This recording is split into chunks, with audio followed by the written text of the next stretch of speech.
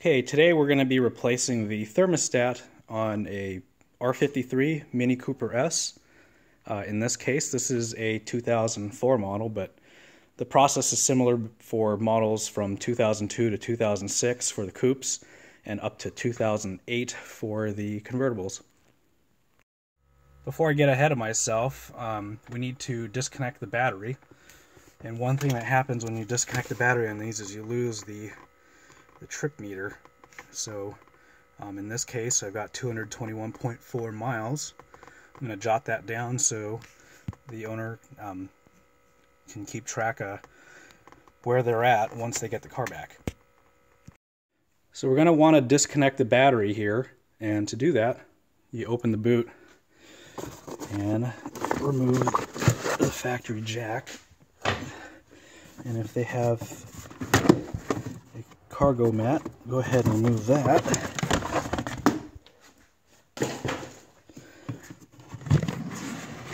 Okay, so you'll need a wrench to disconnect the negative there, and oftentimes the car will even have one in the correct size in the toolbox. So that's a 10 millimeter. We'll go ahead and pull that off. And just like that, the battery is disconnected. I have to clean that terminal, it's got some corrosion on it. Now anytime you have the battery disconnected, you're going to want to leave the hatch open. These will not unlatch without power. And not all of these Mini Coopers have the emergency release under the rear seat. So the first thing we need to do is make sure the engine's sufficiently cooled down so that you're not burning yourself on any hot parts or hot coolant. And we're going to work on removing the air filter system and the plastic air intake ductwork. And to get these clamps off, if you got these factory style clamps, just stick a flathead or something like that and just pry until they pop. And these are reusable, by the way.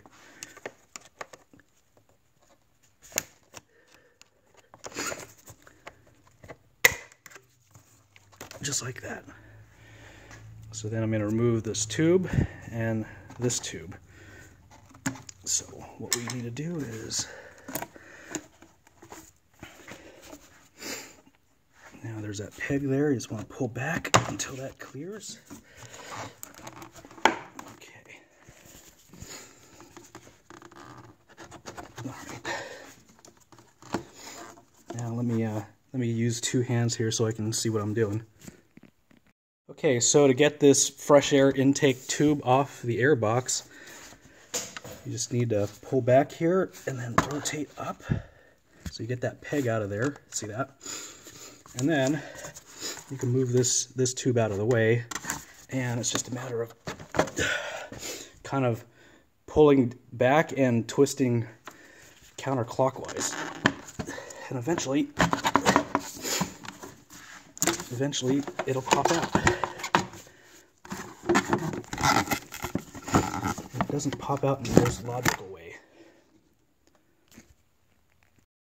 Okay, next we're going to want to remove the airbox from the vehicle, and there's a few things you need to unclip, like this jump start terminal.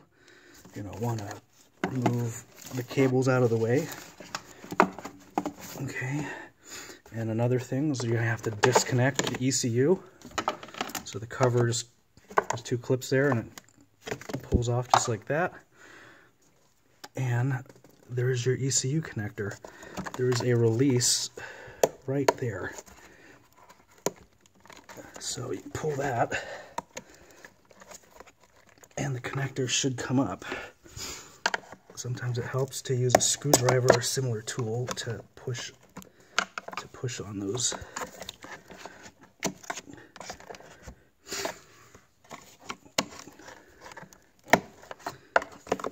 But slowly but surely you'll get it pulled out like so, and these connectors will come off just like that.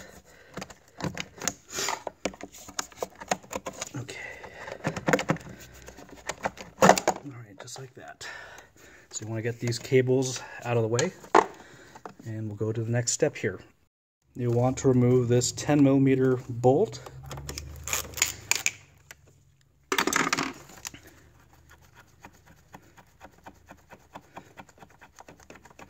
Wow, it's a rather long one. So you can move this bracket out of the way.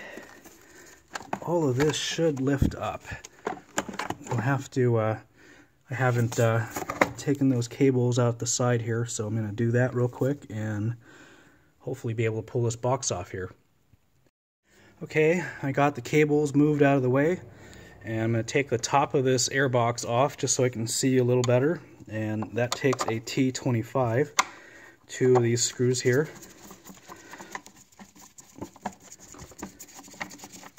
Oops.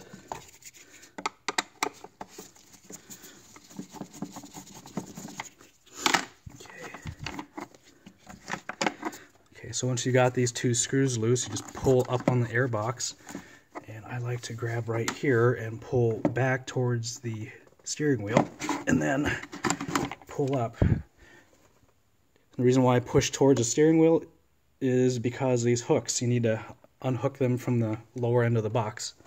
And there's the air filter. Not too bad, but I'll have to replace that at some point. And here's the lower Airbox. The next thing we want to do is lift up on this weather stripping so that we can reveal the slot here for the cable to go through. Get that out of our way. And theoretically, the box should just lift up. There are a couple of rubber grommets underneath that hold this box on. It should just pop out just like so. And those are the 2 holes where those 2 rubber grommets seat in there. So while we're here, I'm going to remove them and put them back on the bottom of the Airbox so that I don't lose them. And they clip onto the bottom of the Airbox just like so. Just slide them in here.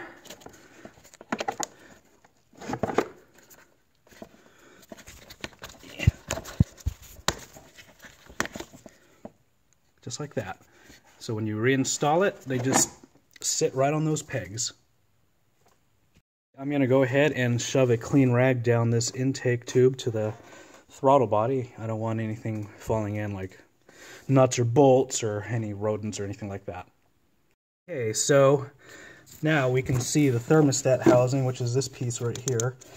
And we just need to get all these other pieces and parts out of the way, like the map sensor right here, the wiring to the front O2 sensor, and just miscellaneous vacuum lines. And we'll use a plastic tool like this to work those out. The idea is we're just getting everything out of the way so that we can access the bolts holding the thermostat housing. Okay, quick tip for getting this vacuum line out of the way is this little white button pushes in. It pushes in, and once you get that pushed in, you can pull out on this plastic hose here. I'm going to put the phone down so I can do it with 2 hands. Okay, I push the button in with a screwdriver, and I work this out just like that. And when you put it back in, it just locks in place. So we're slowly getting all the stuff out of the way. I disconnected the wire from the ignition coil pack and moved that out of the way. Just trying to get everything as much as I can out of the way. And there's a sensor right there that is the coolant temperature sensor. So we'll need to unplug that, and I'm probably going to remove the map sensor just to get it out of the way, and I'll show you the next step. Just a quick note, most all of these electrical connectors will have this little locking clip. So for the most part, the way they work is you slide this red locking clip you move it over. Sometimes it takes a screwdriver, and once you get the clip moved over all the way, generally that allows you to push the release button. These clips are kind of annoying, especially on a 12-year-old car like this. They tend to break off, but if you're really careful, you can get these off without too many problems. Okay, one of the last things I need to remove here before I can remove this bracket is the map sensor. It's held in by a really tiny 3mm Allen. I have one here that attaches to a ratchet, and I've already broken the screws free.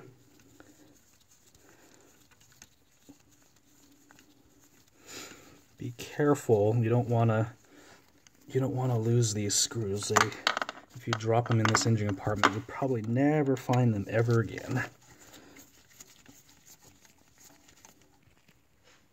Okay, and once you get the two screws out, this map sensor just slides out of its bracket like so, and you just pull it straight out of this tube. You want to be careful here and plug this tube so that no debris falls in it. That basically goes directly into manifold vacuum.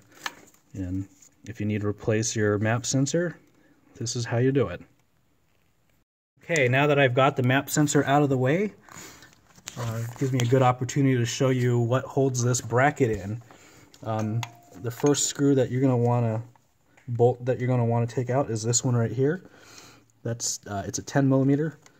I like to use a 1/4-inch drive extension and socket and a universal just to make it easier to get out. And the second one, if I can get the phone back there, and that's the second bolt. So you're going to want to remove those two bolts first,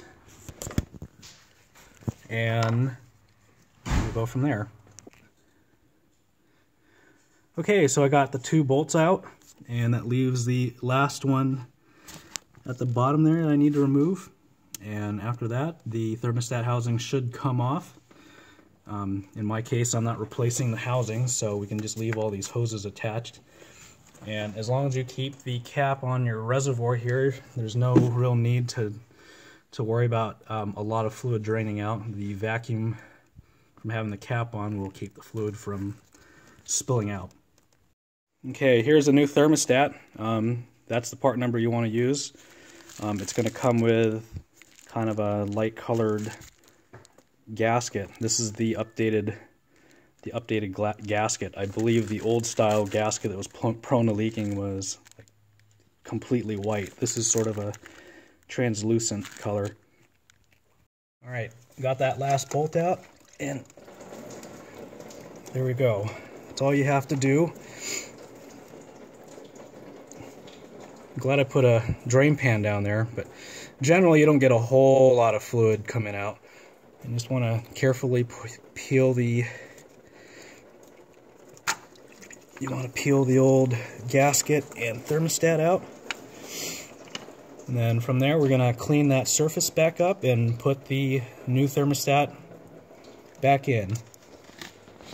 Okay, so here's the new thermostat. This is a factory piece, so the little bleed screw here is already lined up where it needs to be. But basically what you want to do is have this bleed pin so that it's pointing at 12 o'clock when it's bolted into the engine. If you're using an aftermarket thermostat and gasket, then you're going to have to rotate that around until you get to the point where that bleeder valve is straight up and down when it's in the block. But no need to do that with the factory gasket. It's got little notches in it to ensure that the thermostat's in the correct position. Okay, so that's the gasket and thermostat in place. And we're just going to carefully put it up against the block here and insert the first bolt. And hopefully I don't drop it in the engine compartment, because I likely will never find it again. Ooh. Oh, come on.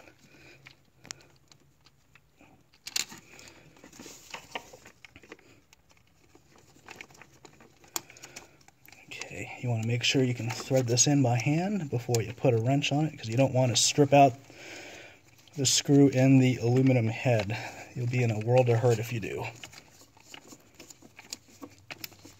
We're going to go ahead and put this upper bracket on now that I've got the lower screw started. Basically, we're just going to get everything lined up and get all these bolts started, and we're just going to cinch them down evenly until we hit the torque spec. And the torque spec on these bolts is 9 foot-pounds. Okay, so basically I buttoned everything back up. I put all the electrical connectors that I had moved and the vacuum lines. Just put everything back in its place.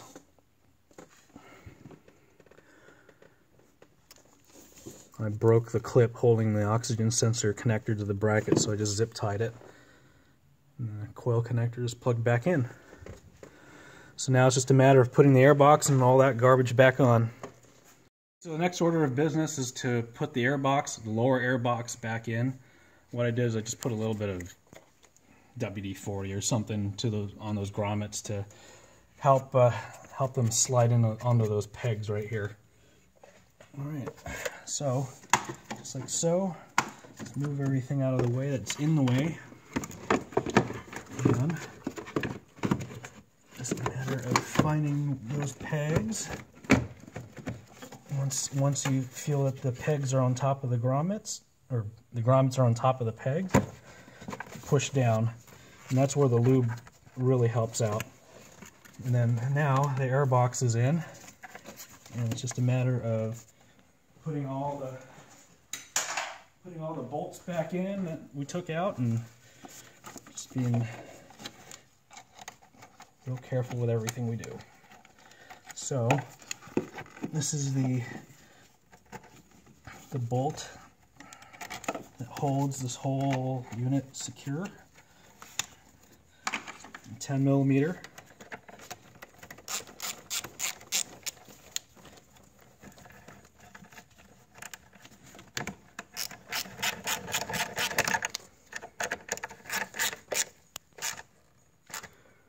Snug. Okay. Then we just move the jump port cables back into their clips on the side of the lower airbox, like so. Okay. And then we can plug the PCM back in. Move this back up. Here's the second connector. And it has a grommet that fits in the firewall here. Oops. Like so. And it plugs in like this. And the way these connectors work is you just need to push on this clip here. Just use a screwdriver or something. As you push in, you see the connector moves down. And then this back one's a little bit easier to get a finger in, so just oops. And if you push it in and the connector doesn't move down, then you know you've done it wrong. So we'll prep it by pulling it all the way out. Seat the connector and push it until it locks in. Those are nice and secure. And we'll get this grommet back into its spot here, like so.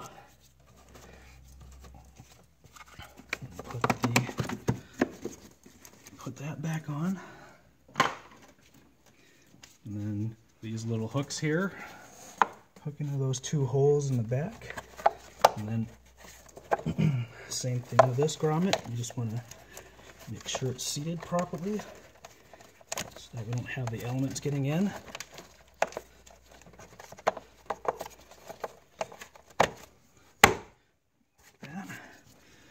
So now we just need to get the upper airbox on. And I'm going to go ahead and replace the air filter while I'm at it. Nice new clean air filter.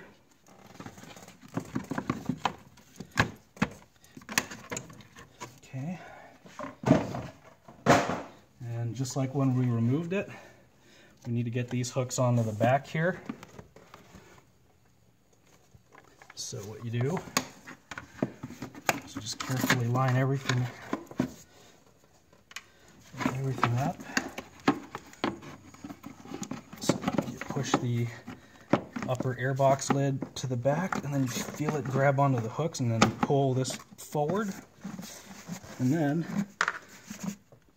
you screw these two screws in.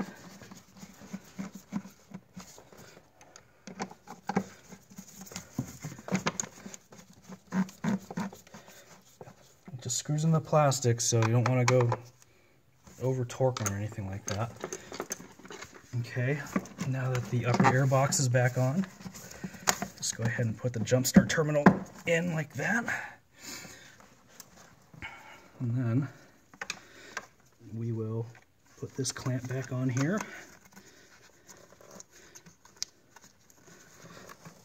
Oh, actually, before we do that, we still need to put the lower air intake in. Okay, so this is the main air intake to the lower part of the airbox, and to get it in, you got to rotate this thing counterclockwise. It sort of doesn't make a whole lot of sense when you first try it. You can just get everything in there and lined up into the hole. Alright, there's this peg right here, right there. Just once everything's lined up, you push everything into the airbox.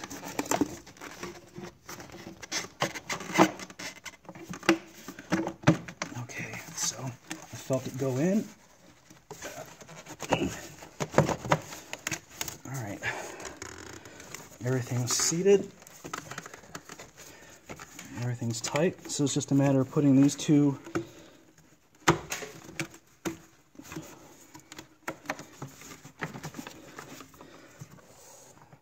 hoses back on to where they should go. Just make sure they're fully seated.